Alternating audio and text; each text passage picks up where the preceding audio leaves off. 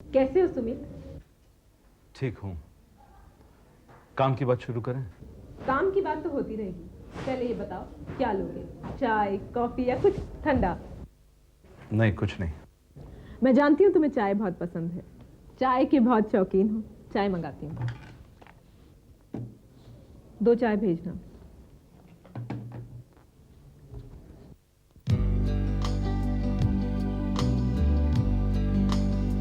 मुझे तुम लोगों के हादसे के बारे में पता चला, सुनकर बहुत अफसोस हुआ। खैर कोई बात नहीं, क्योंकि इंसान की जिंदगी में उतार चढ़ाव तो आते ही रहते हैं, लेकिन हिम्मत नहीं हारनी चाहिए। मुझे पूरा विश्वास था कि आज तुम मुझसे मिलने आओगे और तुम आ गए। मैं तो नहीं आ रहा था, लेकिन पायल ने जिद की। हाँ, उस बेचारी को क्या पता कि मैं वही पूर्णिमा हूँ जिसके साथ कभी तुम्हारा नाजायज संबंध था। अगर उसे ये बात पता होती तो वो शायद तुम्हें यहाँ नहीं आने देती। सुमित, मुझे एक बात का जवाब दो। हम दोनों के बीच जो भी हुआ वो हम दोनों की मर्जी से हुआ। ये बात जानते हुए भी तुम सदनी पत्नी व्रता कैसे बन गई? मैं यहाँ बिजनेस की बात कर रहा हूँ। मैं इन बातों को भूल गया हूँ। तुम भूल गए हो तो? मुझे तो सब याद है ना। अच्छा ये होगा कि तुम भी इन बातों को भूल जाओ, क्योंकि मैंने पायल से वादा किया है कि मैं तुमसे कोई संबंध नहीं रखूंगा। मुझसे संबंध रखने में तुम्हारी पत्नी का तो कोई नुकसान नहीं, तो फिर संबंध रखने में हर्ज क्या है? हम लोग ये बातें ना करें तो बेहतर होगा। क्यों ना करूं? मैं तुम्हें हमेशा फोन करती रही, कहती रही कि मैं तुमसे एक बार मिलना चाहती हूँ, लेकिन तुम नहीं मिले। मैं तो सिर्फ तुमसे अपने दिल की बात कहना चाहती थी। सुमित, मैं आज भी तुमसे बहुत प्यार करती हूँ। ये जानकर भी कि तुम शादीशुदा हो, मैंने तुमसे संबंध रखा, लेकिन तुमने मुझे यूं ही बीच में छोड़ दिया। मैंने कहा ना कि अब मुझे इस रिश्ते से कुछ लेना देना नहीं है। ये बातें यहीं खत्म हो जाएं तो बेहतर है। खत्म तुम्हारी तरफ से हुआ होगा, मेरी तरफ से नहीं। मैंने हमेशा तुम्हें प्यार किया है और आज भी करती हूँ। देखो पूर्णिमा, अगर तुम ये सोच रहे हो कि बिजनेस की लालच देकर तुम मुझसे रिश्ता बना लोगी तो ये तुम्हारी गलतफहमी है। आइंदा मुझे ऐसे बहाने देकर यहां बुलाने की कोशिश मत करना। जब तुम्हारी पत्नी को यह बात पता चलेगी कि तुमने ये जानकर कि मैं वही पूर्णिमा हूं, उसके बावजूद भी मेरे साथ बिजनेस की टर्म्स फाइनलाइज की, कॉन्ट्रैक्ट साइन किया, तो क्या बीतेगी उस पर?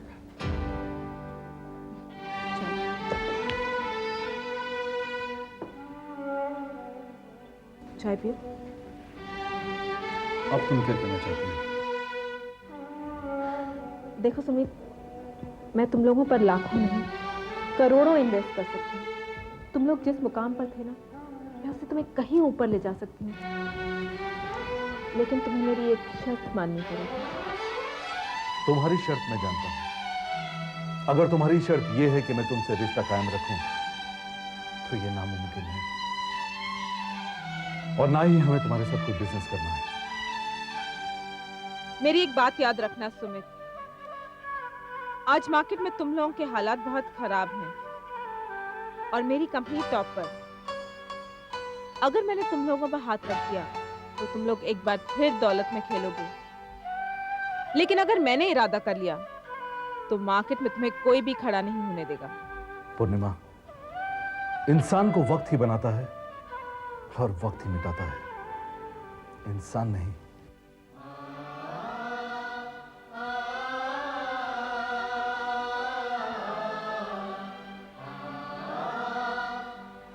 क्या हुआ?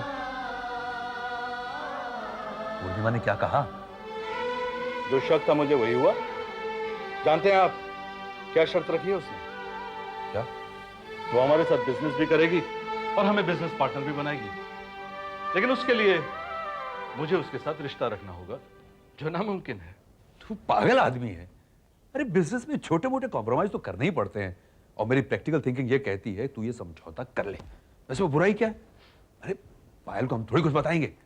पूर्णिमा का नाम हमारे साथ जुड़ेगा ना तो हमारी सब मुश्किलें दूर हो जाएंगी, हम फिर से एस्टैब्लिश हो जाएंगे।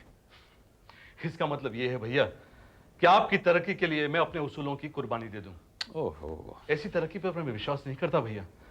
अगर पायल को यह पता चला कि यह पूर्णिमा वही पूर्णिमा है जिससे मेरा अतीत जुड़ा हुआ है, तो पायल मुझे कभी माफ नहीं करेगी।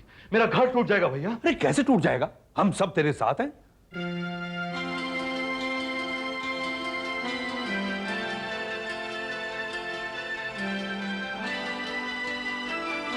सॉरी भैया, आप मुझे प्लीज प्रेशराइज मत कीजिए।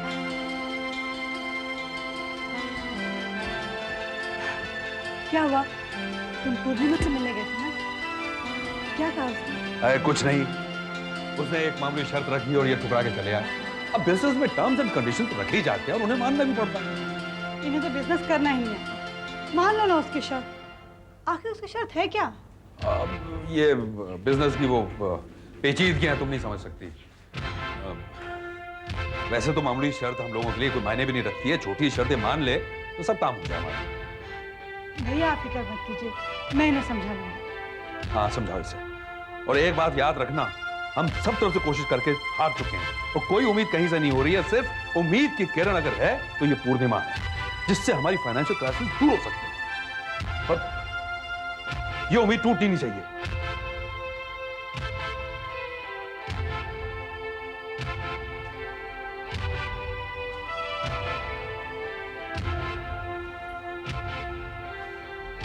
सुमित, ये घर दोबारा खड़ा हो जाए, इस घर में खुशियां लौट आए, ये हर इंसान हर मुमकिन कोशिश कर रहा है। यहाँ तक के बच्चे तक काम करना चाहते हैं, तो तुम उसकी शर्त मान क्यों नहीं लेते? जब तुम्हें किसी बात का पता नहीं है तो तुम बीच में मत बोला करो। ये बिजनेस की बात है, तुम बीच में अपनी बकवास मत किया करो। अगर तुम्हें किसी बात की तकलीफ हो, कोई परेशानी हो, तब बोलो बीच में। मैं नौकरी करके तुम्हारी हर तकलीफ और हर जरूरतें पूरी कर दूंगा, समझी तुम? लेकिन एक बार जिस चीज के लिए इनकार कर दूं ना मैं, तो इकरार में बदलने की कोशिश मत करा करो तुम, समझी तुम?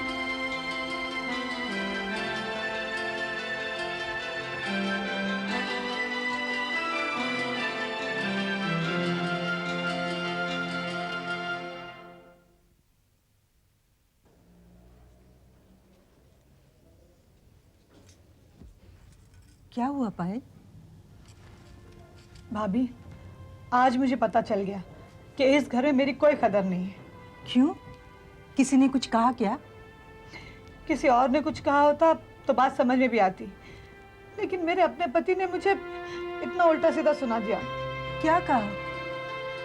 वो भाभी, पूर्णिमा ने सुमित के साथ कोई बिजनेस में शर्त रखी जो सुमित मान नहीं रहे हैं। राजेश भैया ने भी उन्हें काफी समझाया, लेकिन उन्होंने उनकी भी नहीं सुनी। बस मैंने राजेश भैया का क्या साथ दे दिया, मुझ पर भड़क पड़े। देखो पायल, बिजनेस में या मर्दों के किसी भी झंझट में हम औरतों को नहीं पढ़ना चाहिए। हम अच्छे के लिए कहते हैं और वो लोग बुरा मान लेते हैं। इसीलिए आइंदा से हमें उन लोगों के बीच बोलना ही नहीं चाहिए। आप ठीक कह रही है भाभी, मुझसे गलती हो गई। अब ये जाने और इनका बिजनेस जाने, मुझे इससे क्या। हेलो। हेलो माँ जी, मैं पायल बोल रही हूँ। बोलो बेटी। कैसी हैं आप? तबीयत कैसी है आपकी? नहीं बेटी, तबीयत ही तो ठीक नहीं है, क्या हुआ? बहुत कमजोरी लग रही है। वो तो आपकी आवाज से ही महसूस हो रही है। नीना के पापा भी नहीं हैं, मुंबई से बाहर गए हैं। आज तो काम वाली बाई भी नहीं आई, सारा काम मुझे ही करना पड़ा। बहुत परेशानी हो गई है बेटी। तो मुझे एक फोन नहीं कर सकती थी? नीना दीदी नहीं रही तो क्या हुआ? मैं आपकी बेटी नहीं हूँ? मैं आ जाती थी। अरे नहीं नहीं बेटी, तेरा घर बार छुड़ा कर यहाँ बुला लूं, मैं ठीक हो जाऊंगी। आप अकेली हैं और इस कमजोरी की हालत में आप अपना ख्याल कैसे रखेंगी? आपने दवाई ली कि नहीं? कहाँ बेटी, कमजोरी के मारे कहीं भी नहीं निकल रही। आप अकेले रहेंगे तो आपकी तबीयत और भी खराब हो जाएगी। एक काम करती हूँ, मैं आपके घर में आ जाती हूँ। अरे नहीं बेटी नहीं, तुम्हें आने की जरूरत नहीं है। तुम अपना घर बार संभालो, मैं ठीक हो जाऊंगी। तो एक काम कीजिए, आप यहाँ आ जाइए। मैं? नहीं नहीं बेटी, मैं समधन के घर आकर क्या करूंगी? अच्छा नहीं लगता। वो सब पुराने ख्यालों की बातें हैं। आ जाइए ना माँ जी प्लीज। अरे नहीं बेटी नहीं। आपने मुझे बेटी कहा है ना, तो आपको मेरी बात माननी ही पड़ेगी। मैं आपको अभी लेने आ रही हूँ, ठीक है? क्या बात है पायल, तुम टेंशन में क्यों? सुमित, नीना भाभी की माँ की तबीयत बहुत खराब है और इस वक्त उनके पति भी शहर में नहीं है। वो ठीक से अपनी तबीयत का ख्याल भी नहीं रख पा रही हैं। अरे तुम धीरज रखो, सब कुछ ठीक हो जाएगा। तुम ऐसा करो, तुम वहां चली जाओ उनकी देखभाल करने के लिए। इसके लिए भी वो राजी नहीं है, इसलिए मैंने सोचा कि मैं उन्हें यहाँ ले आऊँ। लेकिन सुमित, मैंने दादी माँ की इजाजत नहीं ली। अरे दादी माँ बिल्कुल मना नहीं करी। कमाल कर रही हो तुम, ये हमारा घर है। और वैसे भी नीना भाभी की माँ से हम सब लोग इतना प्यार करते हैं। 3 बहुएं उनका ख्याल रखने के लिए।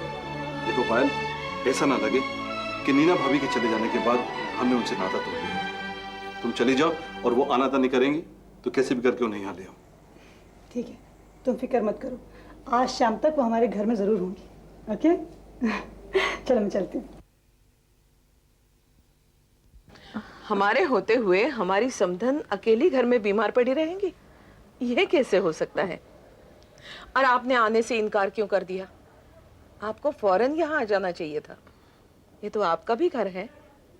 क्या आपके दिल में हमारे लिए कोई जगह नहीं? अरे नहीं नहीं, आप ऐसा क्यों सोचती हैं? ये आपका घर है। आप जब चाहे आएं, जब चाहे जाएं, कोई रोक टोक नहीं। और आइंदा इस तरह की बातें सोची तो मैं सचमुच नाराज हो जाऊंगी। नहीं नहीं, आप नाराज मत होइए, मुझे माफ कर दीजिए। आप यहाँ बिल्कुल आराम से रहेंगी, इलाज होगा और तंदुरुस्त होकर ही आप यहाँ से जाएंगी। जब तक आपके पति नहीं आते, आप नहीं जाएंगी। बहुत बहुत शुक्रिया।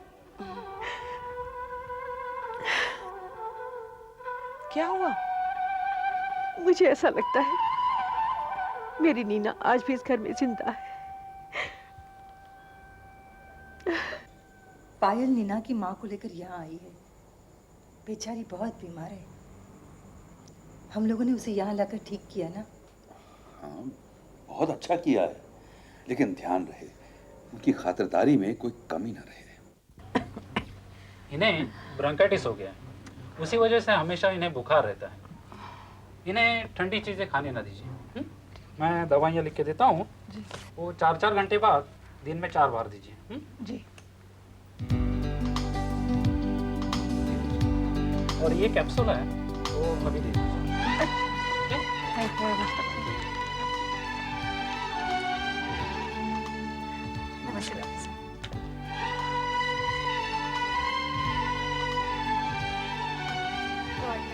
एक मिनट, इन्होंने अब तक खाना नहीं खाया है।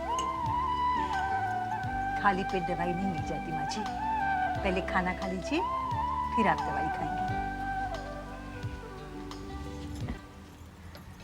दीजिए। मैं खा लूंगी। नहीं, मैं आपको खिलाकर ही रहूंगी। आज तक मैं यही सोचती रही कि मैंने अपनी बेटी को खो दिया है, लेकिन मैं कितनी खुश नसीब हूँ। एक बेटी को खोकर मैंने 3 बेटियों को पा लिया। माँ जी, माँ का दर्जा दुनिया में सबसे ऊंचा होता है। इस बात को मैं अच्छी तरह समझती हूँ। माँ जी, नीना दीदी हमारी बहन की तरह थी। उस नाते आप हमारी माँ हुई, इसलिए प्लीज खाना खा लीजिए और फिर दवा खा लीजिए। नहीं नहीं, अब मुझे दवाई और खाने की कोई जरूरत नहीं है। तुम लोगों का प्यार पाकर मैं ऐसे ही अच्छी हो जाऊंगी। प्लीज माँ जी, खाना खा लीजिए ना। अब 2 बेटियां कह रही हैं तो तुम्हारी बात तो माननी ही पड़ेगी।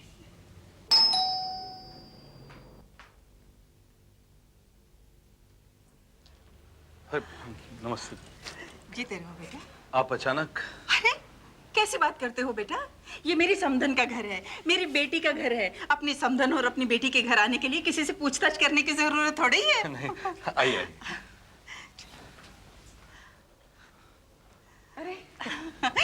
नमस्ते नमस्ते। कैसी हैं आप? मैं ठीक हूँ। मजे में तो है ना? दादी माँ, मैं जरा अभी आता हूँ। हाँ, जा। आइए ना, आप बैठिए।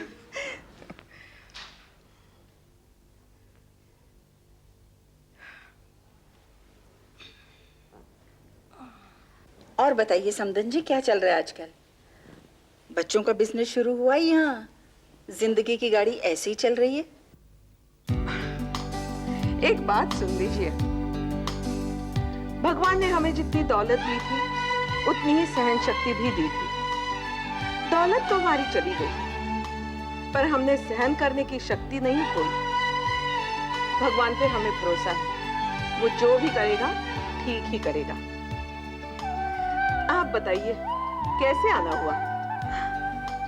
मेरी समझ में एक बात नहीं आती। मैं जब भी यहाँ आती हूँ हर कोई यही सवाल करता है, कहिए कैसे आना हुआ?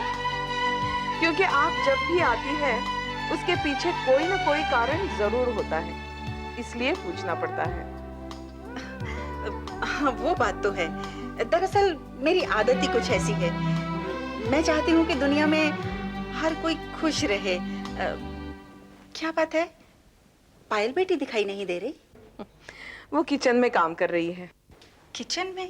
अच्छा, मैं उससे मिलके आती हूँ।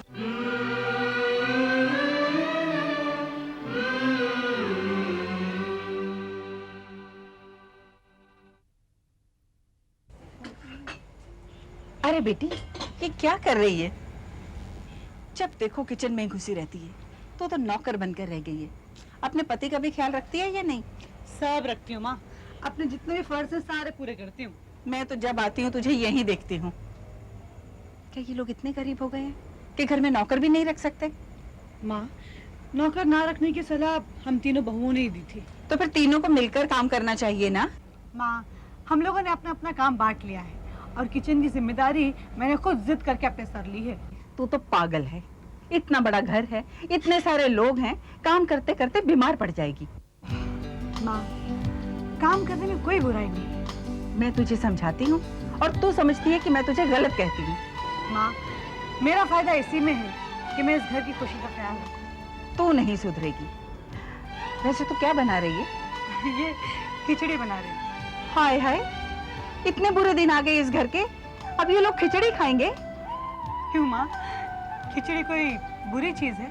अरे ये तो बीमारों का खाना है बेटा, भगवान ये दिन किसी को न दिखाए। माँ, ये हम लोगों के लिए नहीं है, अपनी नीना दीदी थी ना, उनकी माँ के लिए है। वो बीमार है इसलिए उनके लिए खिचड़ी बना रही हूँ। वो यहाँ क्या करने आई है? माँ, वो बहुत बीमार है और उनके पति भी शहर में नहीं है, इसलिए हम लोग उन्हें यहाँ ले आए और बस अपनी तरफ से उनकी सेवा कर रही हूँ।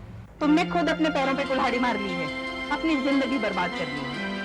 मैं जो भी कर रही हूँ ठीक कर रही हूँ। हम लोग उन्हें यहाँ ले आए हैं, उन्हें हमारी जरूरत है, हम तीनों मिलकर उनकी सेवा करें। और देखो तो मैं उन्हीं के लिए खिचड़ी बना रही हूँ। वाह वाह वाह, क्या बेटी है। कभी माँ को तो दावत पे बुलाया नहीं कि माँ आ जाओ, दोपहर का या रात का खाना खा कर जाओ, और एक गैर औरत को घर में बुला के उसकी सेवा कर रही है। खबरदार माँ, जो उनके बारे में ऐसा कहा। मैं उन्हें अपनी माँ समान समझती हूँ। समझती है तो नहीं ना? जो माँ है पहले उसकी तो सेवा कर। मैंने आपकी सेवा के लिए कब इनकार किया है माँ? लेकिन आप जब भी आती हैं जल्लिकट ये बातें सुनाकर ही जाती हैं। आप यहाँ आइए, रहिए, मैं आपकी जरूर सेवा करूँगी, लेकिन बस अपनी जबान मीठी रखिए। तो ठीक है, मैं भी यहाँ 2 दिन रुक के देखती हूँ तुम लोग मेरी कितनी सेवा करते हो। 2 दिन क्या, 2 महीने रहकर देख लीजिए। वैसे नीना की माँ है कहाँ? नीना दीदी के कमरे में।